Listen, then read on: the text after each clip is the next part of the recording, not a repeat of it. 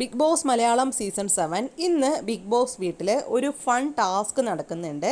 അവിടെയുള്ള മത്സരാർത്ഥികളെ ഇറക്കാൻ സാധ്യതയുള്ള ആ ഒരു കാർഡാണ് എടുക്കേണ്ടത്. അപ്പോൾ ബിഗ് ബോസ് ആണെങ്കിലും ഒരു ട്രേയിൽ എല്ലാ രീതിയിലുള്ള കാർഡുകൾ എഴുതിയിട്ട് അവിടെ വെക്കുന്നുണ്ട്.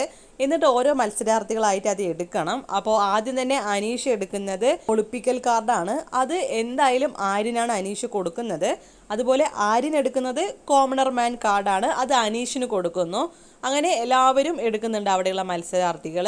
നന്മ കാർഡ്, അതുപോലെ സേഫ് ഗെയിം, അങ്ങനെയൊക്കെ ഉണ്ട്. ഈ സമയം അനുമോൾ എടുക്കുന്നത് എന്താണെന്ന് വെച്ചാൽ കരച്ചിൽ കാർഡാണ്. അപ്പോൾ അത് അനുമോൾ എടുത്തിട്ട് ഇങ്ങനെ കാണിക്കുമ്പോൾ അനുമോൾക്കും ചിരി വരുന്നുണ്ട്, അവിടെ ഇരിക്കുന്ന പ്രേക്ഷകർക്കും ചിരി വരുന്നു, ലാലേട്ടനും ചിരിക്കുന്നു.